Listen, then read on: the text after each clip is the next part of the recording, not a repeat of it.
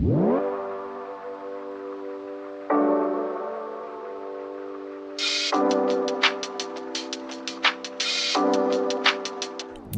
afternoon, good morning, good evening, everybody. It is July 4th, and you know what that means. It's America's birthday, 250th birthday here in Philly.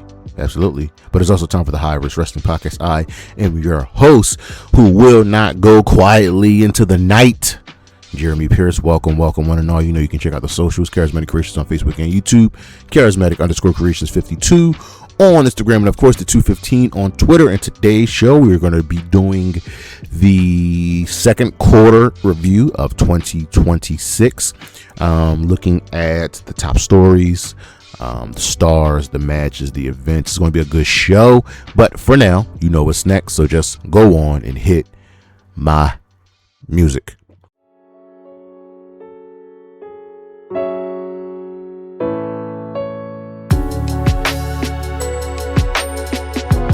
All right, there were, so surprisingly, unlike the first quarter, there were a lot of news stories, and I just picked like the really top of the top, right? Same thing with the matches. There's a lot of matches going through. Boy, there's a lot of matches, but let's look at the news stories from the second quarter of 2026. So we have Mike Santana. His contract is coming up, and it looks like he will be leaving TNA, which sucks for them. They just can't keep stars. I mean, he put TNA on the map. He not necessarily on the map, but he put them on his back and carried them. TNA also, per Carlos Silver, were pulling talent from independent shows that featured AEW talent. This wasn't an issue when Jody Threat was facing Mercedes Moné, because Jody Threat was winning the match, but there was supposed to be a big match between MJF and Nick Nemeth that was pulled. There was supposed to be a Ricochet Leon Slater match that got pulled, and this is all because Carlos Silva thought that AEW purposely moved Collision to Thursday to compete with them when it was a pre-assumption. You know, TNT does it, Turner does it, and MJF went off on him. You know what? He's new. He doesn't know. Visa issues have really hampered wrestling this year. It made some changes to some big shows, especially Forbidden Door. It's just something that you constantly have to go through. Melo missed Mania. Carmelo Hayes was United States champion, having good matches, putting on a really good run, having a good reign, and then he was thrown to the wayside, lost the title to Trick, and wasn't even on the WrestleMania card. AEW announced Grand Slam Mexico. They will be going back. They were there last year at Arena Mexico, partnering with their partner, one of their major partners in CMLL. It was a great show last year. I'm expecting it to be a great show this year. AEW announced a new pay-per-view that will be AEW Redemption, taking place in Montreal, Quebec, Canada. This brought their pay-per-view showings up for the year to 10. I do not expect them to go over 10 anytime soon. If anything, I expect them to probably pull back on one, but Redemption now brings their shows to 10, and I'm expecting next year to spread them out just a little bit more, just because that gap from World's End all the way up to Revolution is way too long. But they also have the other Grand Slam Australia in between that time frame. Paige has made her return back to the WWE. The artist formerly known as Saraya, back to being known as Paige, is back in the WWE. She's now a tag team champion. It wasn't supposed to happen that way, but she is in the WWE and she is back home. Evil has joined the WWE, leaving New Japan Pro Wrestling, going by the name Naraku. He is in NXT right now, just fought for the NXT Championship. And speaking of NXT, their PLEs will be moved to the CW, with the first being the Great American Bash. They were on YouTube for a minute, no longer on Peacock. This is just the way it is. WWE is trying to get all eyes on them and pull them away from AEW. Lucha Underground has brought back their YouTube page, and they are starting to show old episodes of Lucha Underground. I want you guys to go and watch Lucha Underground. It's a great history. It's set in its own universe. And look at the stars that they had there. Some sad news. Ted Turner, one of the biggest advocates for professional wrestling, passed away. He was a major part of the Monday Night Wars, of professional wrestling in general. He will be missed. We won't be here where we are right now without him. John Cena's major announcement was something called the John Cena Classic, some kind of tournament that's going to happen at the end of the year where you don't even need to win your match to advance. Just dumb. It'll involve WWE talent, NXT talent, supposedly ID and Evolve talent who knows Asuka. There's speculation that she was retiring, which she did not. She's just taking time away. And it finished with her feud with EO. And she's taking time off. Speaking of that, there were a lot of releases, with the most shocking being the New Day leaving, Motor City Machine Guns, Tangaloa, and Jeff Cobb of the MFT. The New Day, like I said, gone. Motor City Machine Guns gone. Kairi Sane released. Kaylee Ray released. It was crazy. But I do expect some of these talents to end up in Aleister Black and Zelina Vega were released. It was a lot. I expect a lot of these talents to end up somewhere either on the indie scenes, TNA, or for like 4 of these specific talents, New Day, Motor City Machine Guns, Kyrie, and Kaylee Ray. I expect them all to end up in AEW. Speaking of AEW, Mrs. Foley's baby boy is officially all elite. He is a part of the AEW roster. We'll be doing pre-shows, whatever else that they want him to do besides wrestling, even though I expect him to have one retirement match in AEW. This is great to have Mick Foley in AEW. He has left the WWE. Even his Legends contract has expired, and he left the WWE because of their ties to Donald Trump. LA Knight, yeah. Well, the WWE doesn't see him as a super duper top star. They see him as good enough, but not good enough to put the world championship on him. They think that Jey Uso is a more reliable hand, which I don't fault them for. Jey Uso is a main event, but you can also make LA Knight the main event. Baron Corbin will be making his way back to the WWE. I expect a few other people to be making their way back to the WWE. That includes Enzo and Big Cass. Ludwig Kaiser was arrested for, I believe, aggravated assault after some man insulted his girlfriend, and things got very physical.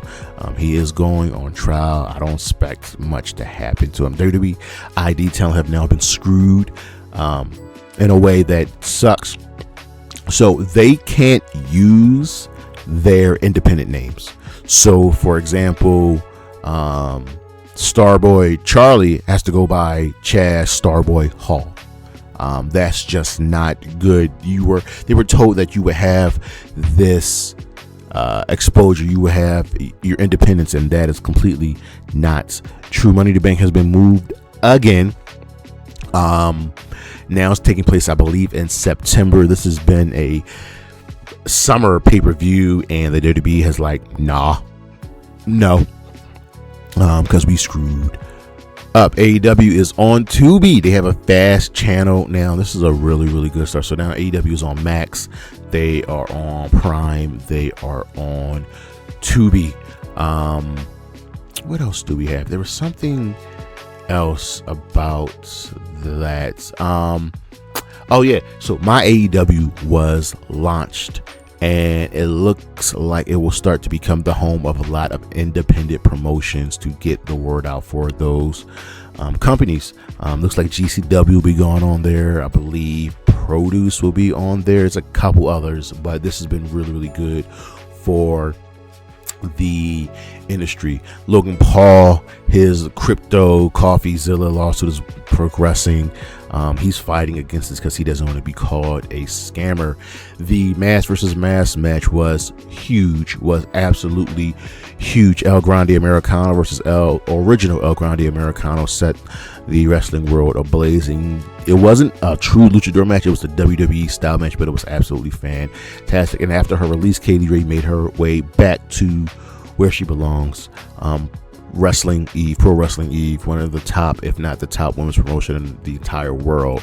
Welcome her back, and it's great to have Kaylee Ray back. TNA had a lot of re-signings. They re-signed Ali, they re-signed Trey Miguel, they re-signed, I believe, Nick Nemeth, Ricky Sosa, but they've also had some exits. They released Sami Callihan, who thought he was going to be joining creative. Tommy Dreamer, the head of creative, is gone.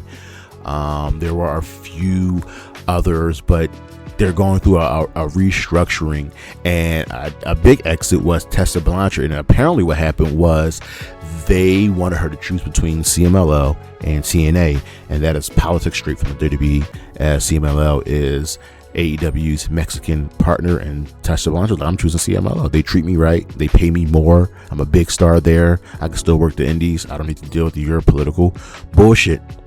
And speaking of CMLL, they are on a major streak. They keep selling out Arena Mexico every Friday night. It is absolutely ridiculous what they are doing right now. FTR, they're taking a break from professional wrestling. They've been grinding for 11, 12, 13, 14 years, and they're taking a much deserved break.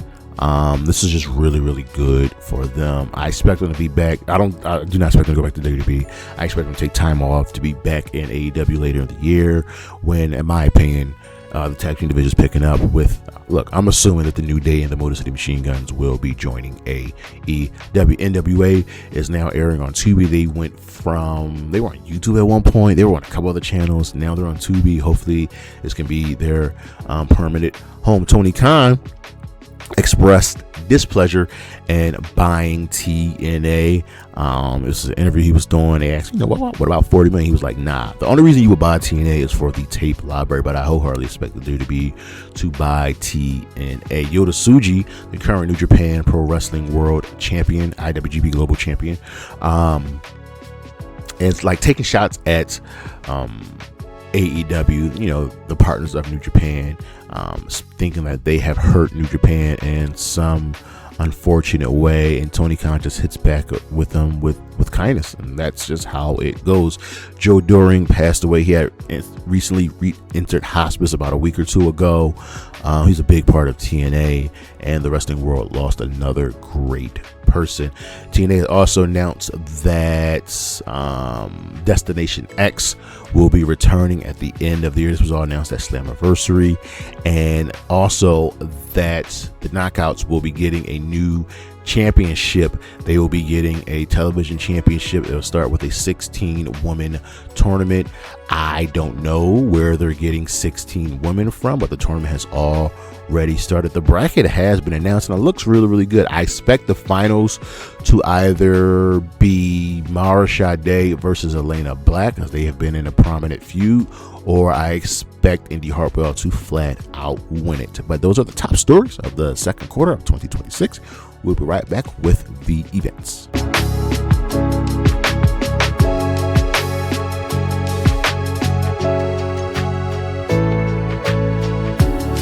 The events, ladies and gentlemen, the events. There are major companies, and let's start with AAA. They only really had one major event, and that was the Noche de los Grandes. And there's only mattered because of the mass versus mass match. That is it. That is the only reason we care, and that match carried the entire event.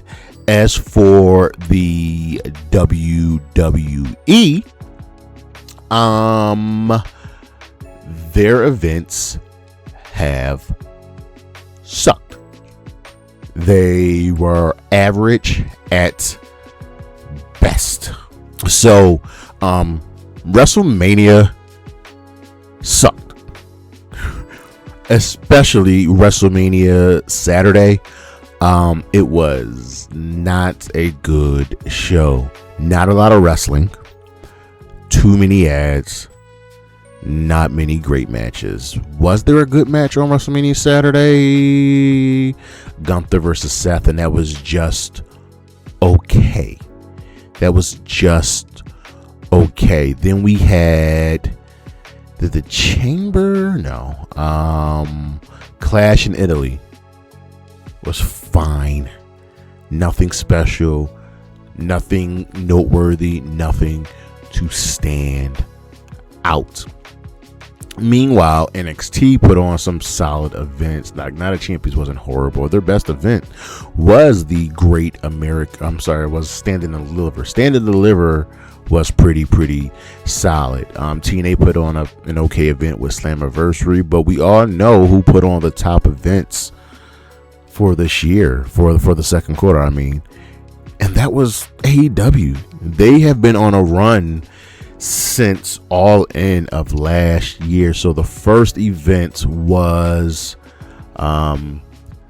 Dynasty, and that was definitely their weakest show, and it wasn't even a bad show.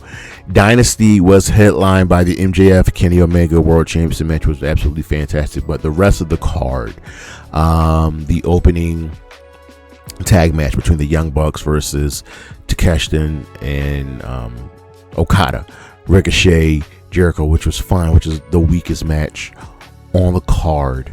Darby and Andrade, great match. FTR versus Cope and Cage, tag team titles, great match. The TNT title to crown a new TNT champion gauntlet match, fun. Tekla, Jamie Hayter, fun. Moxley, Ospreay, absolutely amazing with the Continental Championship on the line. And even the Conglomeration versus the Dogs, which I don't even think needed to be on the cards, was for the trios titles, was a fine match. And then they upped the ante with Double or Nothing, which was just a flat out amazing show. I was there. It was an amazing show. No match was bad. And even the weakest match on the card, which you could say were the two women's matches, were still really good. It was just an awesome event. And I even think slightly that Forbidden Door might be a little bit better than Double or Nothing. Forbidden Door was a fantastic show. It was an absolutely fantastic show. I thought Double or Nothing was great. I thought Forbidden Door was just amazing. From the opening contest, just the Young Bucks, nobody does better opening matches than them.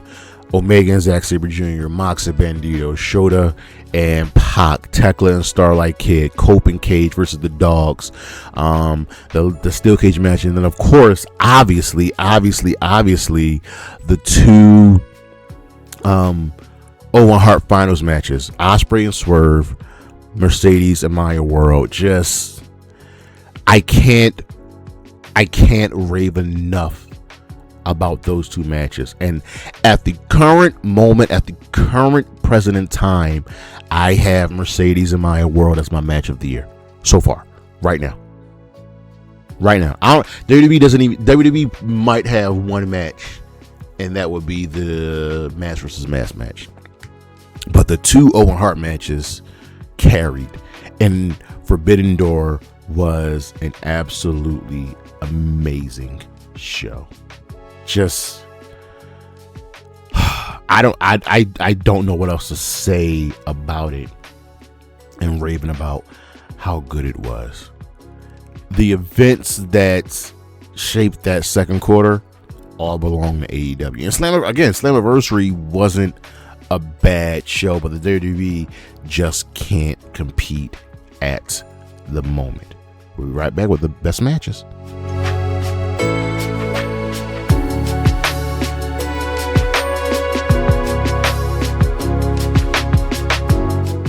The matches, ladies and gentlemen.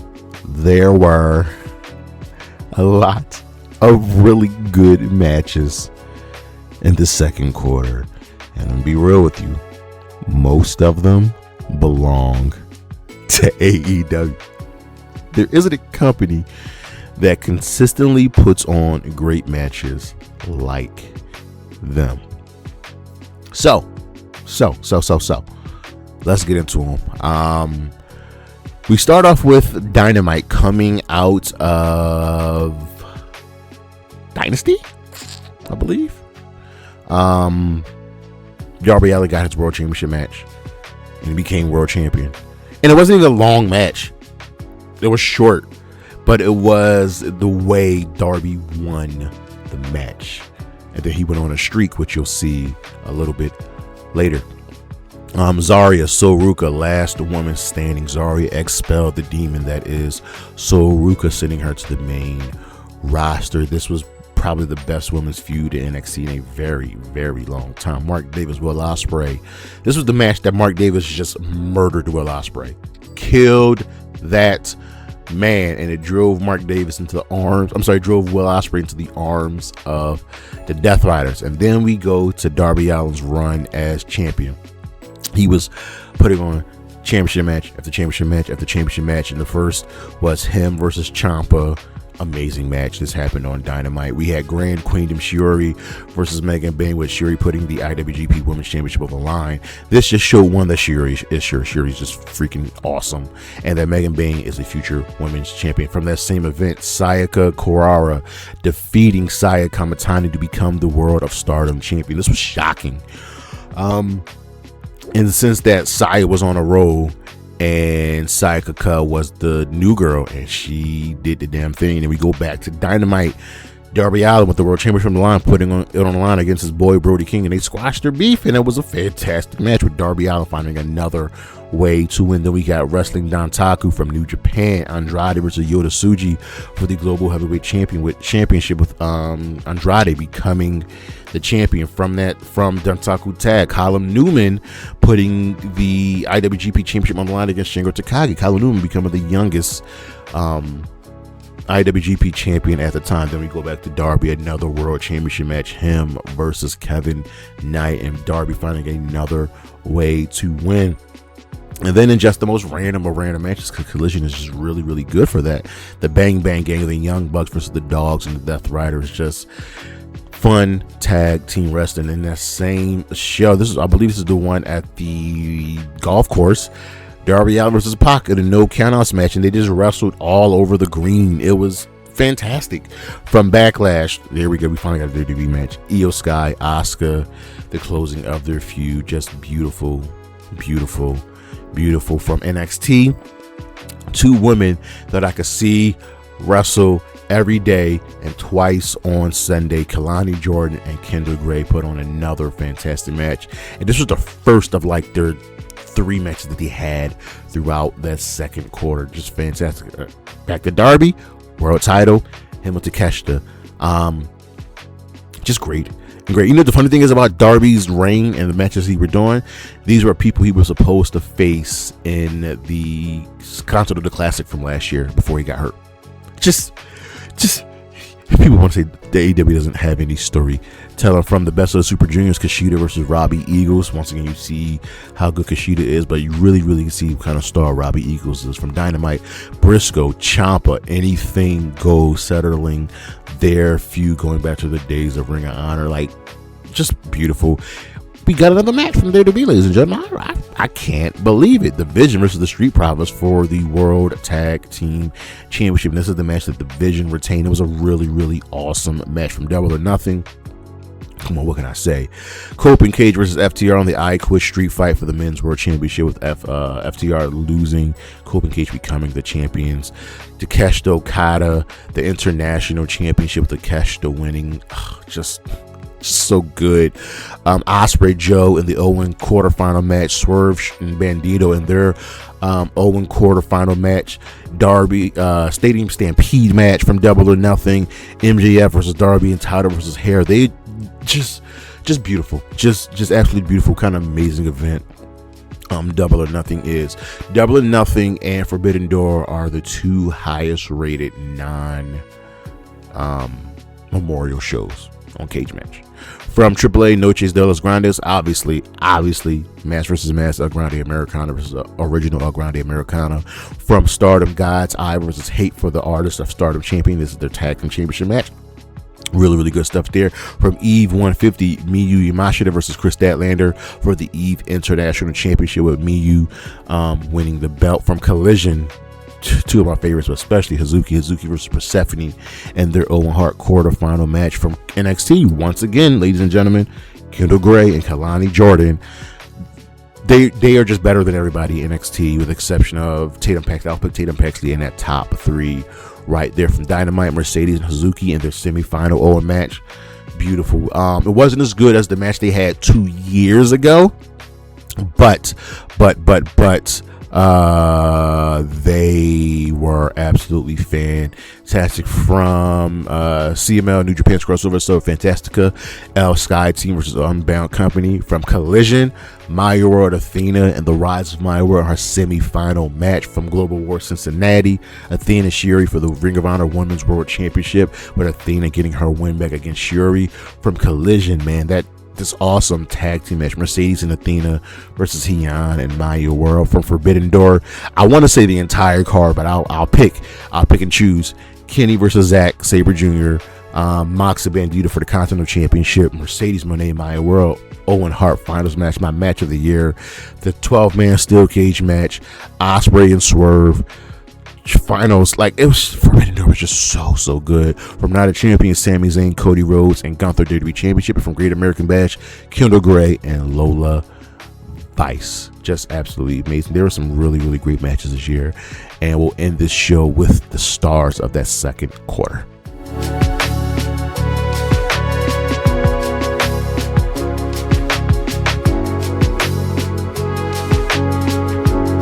And we end the show with the stars of the second quarter. And we've got plenty, ladies and gentlemen, from singles to tag teams, all over the place. So first things first, we acknowledge Darby Allin. The man was world champion for 1 month. He was champion for 1 month and had one of the greatest title reigns you will ever see.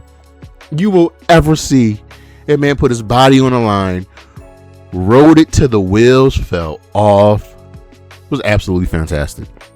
Yota Tsuji and Kala Newman both becoming new IWGP World Champions. In the case of Kala Newman, becoming the youngest World Champion ever. Will Ospreay, who has just been on a tremendous roll, especially since now officially joining the Death Riders. The story he's telling, not even redemption, just trying to get to Wembley and win the title. MJF might be the wrestler of the year right now, since coming back, since becoming champion twice this year. 3 times this year? Twice this year, I believe. He's been awesome. No, 3 times. He's been champion 3 times this year. Just, there's nothing left to say about the work that he's putting in. Then I got 2 of my absolute favorites today, Mercedes Moné and Hazuki. Y'all know how I feel about Mercedes Moné, and I've recently have just fallen more and more in love with Hazuki. She is such a fantastic talent. Mercedes Moné is just doing the damn thing. And coming out of Mercedes Moné, Maya World, turning tragedy into triumph. She lost her brother, was made a replacement in the Owen Hart Cup, and rode that all the way to the finals in just a star-making performance and a star-making run. I see big things for her and for her tag team partner Heian, because I don't think Heian's going to get left in the dust. Tekla has been the bane of the women in AEW, but she is awesome. She carries the world championship around like a champion. She speaks her mind. Her feud with Taro Okada of Stardom has been great. She has been the key to the Forbidden Door and the Divine Dominion. Since becoming women's tag team champion, they have dominated left and right. They got 2 good fights, one out of TJ and the other out of Thunder Rosa and Olympia, but who can step up to them? Who will face them? I got a feeling that some birds will be coming for them. El Grande Americano, the artist formerly known as Ludwig Kaiser. This is his career. I don't think we'll ever see Ludwig Kaiser ever again. The man is a superstar god in Mexico. Could you imagine an El Grande Americano versus Mystico match? And Hikaru Shida, since returning from injury, not even injury, just returning back to professional wrestling, she's been amazing. Her heel role, what she's doing, it's just been really solid, and she's been rewarded with the TBS championship. Mystico, it's Mystico. He's the biggest star in the world. Like, come on, man. Jon Moxley what else do we really need to say about Jon Moxley? What he's doing with Will Ospreay and Death Riders. The funny thing is, the Death Riders are kind of bad guys, but they're not kind of bad guys. You are what you need them to be. They just want your best, and it all starts with Jon Moxley. Sayaka Kurara, man, becoming your new Stardom champion, but also just a quick run, but you know that there's more coming from her. And how about your current NXT Women's Champion, who I think is going to be the best women's wrestler in the WWE, Kendall Gray? I know she's getting a lot of love. I know she's getting a lot of praise, but she's earned it. She deserves it. She is that damn good in the ring. And then Andrade, how you know? Since making his return back to AEW, it's like he's got a new lease on life. He's got a new vigor. He's got a new fire. He's the current, I believe, global heavyweight champion or the TV champion. He's got one of those belts, and he's been great. And I'm almost positive he's going to be main eventing AEW Grand Slam Mexico. Trick Williams. As much as I disliked him taking the title off Mello, Trick has been good. Pairing him with Lil Yachty has been amazing. Same thing goes for Lio Rush in this turn that he's had as the Black Heart. He is over. The gimmick started out a little slow, started out a little weird. I want to see more from Ring of Honor, but he's now your Ring of Honor television champion. And I'd be remiss not to mention AR Fox, who he defeated for said championship in that triple threat match that also featured Action Andretti. AR Fox had a nice little reign. There's more coming from him. Danhausen is just a moneymaker. Let it be.